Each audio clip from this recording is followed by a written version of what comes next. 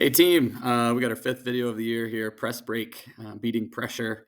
Just thought I'd shoot this out here before our first tournament so we have some idea of our press break thoughts, and hopefully we can practice it for about 5-10 minutes of practice tonight.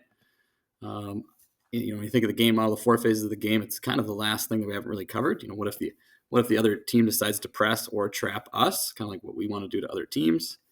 Before we even get into that, option number one is just to fast break as fast as we can, just like we always want to do. If they score, we get a rebound, just get it and go. The faster we can get the ball out, get going, the harder it is for a good press to get set up. But let's assume that maybe there's a stoppage and they get to set up their press. A couple of thoughts before we go into positioning. Just to remember, beating pressure, it's important to have poise. This is not football. The defense can't tackle you. So when we talk about fear as being an important part of a press, you kind of need to remind yourself that they're not going to come after you and run you over. So maybe that helps you with the fear a little bit.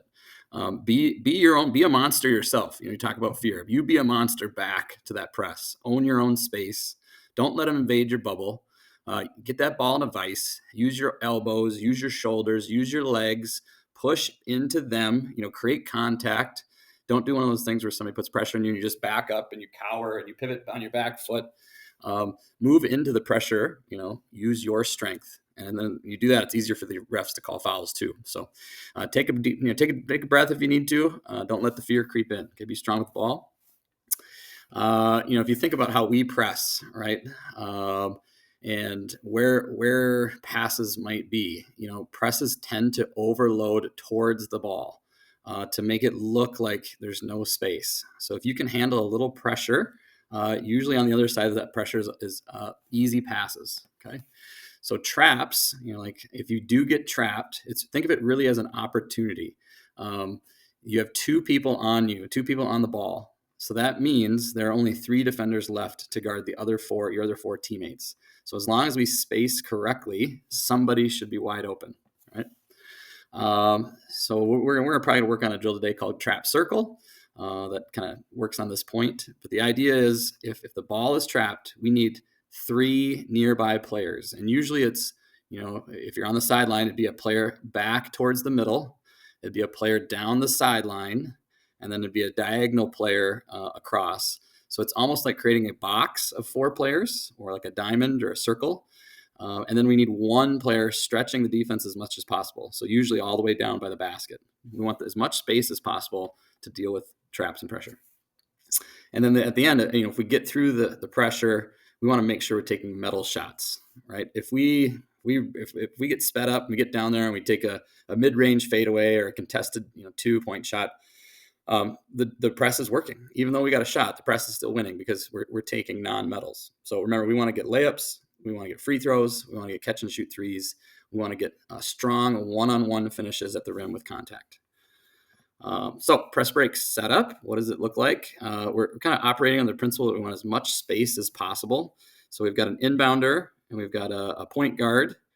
And those are the only 2 people really in the main half court. The next 2 best ball handlers, player 2, 3, they're going to be at the corners at the half court line. And then we want somebody completely deep. So we want to space out the press as much as possible.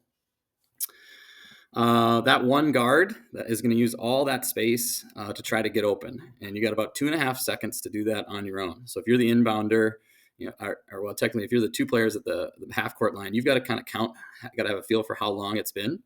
Point guard, you do a good job setting your defender up, be physical, take a couple steps one way and then explode the other way. Okay, be shifty. If we can't get it in 2.5 seconds or so, 2 and 3 are going to sprint down the sidelines, kind of still giving that ball space. Unless the ball goes to, unless the point guard goes to a side, then 2 or 3, whoever side they go to would probably sprint to the middle. So you got to find space. And this is a great opportunity to go deep. So if you sprint down and they're denying you hard, then just immediately cut back down the court and we can bomb it over the top and attack. Once we get the ball in, we should have those 4 players creating that circle or that box of support in case there's a trap. If there isn't a trap, whoever's got the ball has to just dribble it down the floor, and the other 4 offensive players need to kind of move down in unison. If you're the point guard, if you have the ball and there's only one defender on you, you got to dribble it up. We got to be able to dribble against one. And if they get two on the ball, then we'll look to pass. So this diagram here shows that. So if they do eventually trap, one of those three teammates is open. We hit them with the ball and we attack as fast as possible. Anytime you trap out of a pass out of a trap, you want to attack as fast as possible, because you think about us pressing too. What do we want to do if the ball gets passed out? We sprint from behind and we hope we can get a second trap or tip the ball away, chase the ball down and knock it away. So if the ball comes out of the trap, you have to go in complete attack mode. Go to the rim, because then remember, at the rim we've got player number 5. So if you attack on the right, 5 can just slide over and we just dump it off for a layup. So the deep person's job is just to stay by the basket and get ready to get a layup. If we get a 2-on-1 or a 3-on-2. Hopefully I'll find some clips that I can share in the future, but this was a decent one that showed kind of example of keeping the box. So if you want to click on this link later, you can. All right, that ends the video. Hope everybody's been good. Bye.